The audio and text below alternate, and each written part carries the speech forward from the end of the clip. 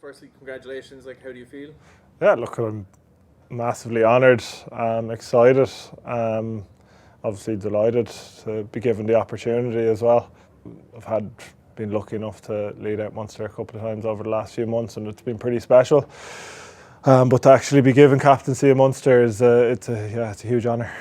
Wig called me into the office last week for a chat, and he just said it to me then and asked me not to say it to anyone. He was going to, I suppose he wanted to talk to a few of the other lads who'd been in contention, and certainly I thought they would probably have been getting it ahead of me, but as Wig pulled me aside and said I had it, so it's pretty special. Did you find it hard to hold on to the info? No, it wasn't too bad. In fairness, I knew Wig was announcing it today, so it wasn't too long. I obviously told my wife and my parents, but told them to keep their mouths shut, and they did. So you've captained a group of players before. Is this ever something that you thought you'd achieve, or like it was a long-term goal, or? No, certainly not. I don't think many people would probably have put me in a captaincy role, especially growing up. I probably wouldn't be your typical captain you would have seen in the past. I don't think. I'm not one to probably stand in a huddle and motivate lads by screaming and shouting. I'm more of the laid-back, calm, and take things in my stride and try and lead by example more on the field and through my words. To be honest with you. You've been with Munster now for a few years, and you've been with this group of lads for a while. Do you think you'll change anything you do now that you're the captain, or just kind of maintain how you kind of run things? I think over the last year I've probably changed a little bit without really realising it. It's only kind of when you look back and think that I've changed. I've definitely had to become more vocal and talk a bit more, and probably come out of my comfort zone in those areas at times when usually I wouldn't say anything. I might step up and say a few things, and it's definitely you have to get comfortable with that as well, and you have to say things you probably wouldn't like to say as well at times, and that's probably the difficult thing. But compared to last year, I just kind of want to grow in that role, become better at it. I'm lucky to have Pete by my side, Jack and Beirne who've been doing it as well. They've been massive help along the way, and we've been bouncing off each other, but particularly Pete, and I'm sure you lads have seen it as well. Like he's just a natural leader, and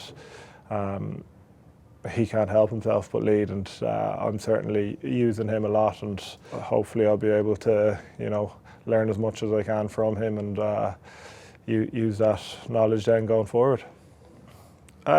Just for me, I suppose it's just I want to set a standard. I suppose I don't want to be the person who's giving out about certain things if I'm not doing it myself. It's a bit hypocritical. So even that's not just on the field, but it's around the environment as well. And I just want to be as honest as I can, and I just want to, as I said, be the best leader I can by leading by example. Lastly, what are your thoughts heading into the new season now that you're captain? Very excited. There's a lot of talent within the group. I think there'll be a lot of caps, new caps as well from what I've seen so far from younger lads, which is obviously massively exciting. It just shows the future. Munster is also very bright, and hopefully they'll be able to learn quickly and get up to speed with what we're trying to do in here. And the quicker they can do that, the stronger we'll be, and the better training we'll get and all that. I'm excited for those lads. I'm excited for the prospect of winning some silverware in here, because I certainly think it's achievable. Particularly in the URC, I think we were disappointed with how the URC finished last year, but to see the position we put ourselves in, especially considering how we started the season, that's all very exciting. We've got some new signings who've been stepping up and have been really good for us as well in training and pre-season, so that's also exciting. So just as a whole, I think the possibility of winning some silverware is certainly there, and we certainly believe we're able to achieve that, and that's what we'll be going after. And as I said to the lads this morning, it's about enjoying the next year as well, because you know, even if you do win silverware, it's a 10-month or so process, 11-month even, from when they've been in pre-season to get there. So it's about enjoying every step of the way. So that's what I'm looking forward to. Last question for you. So what's going to be the celebratory break for the season? Well, actually, Earlsy has a coffee morning on Friday in his coffee shop, and I popped over for a coffee with a friend yesterday, and they've been hounding me for some baked goods. So if I get some time now on Thursday, I'll bake them something.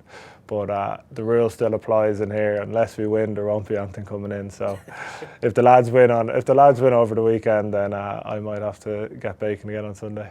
That team talk is like every single one.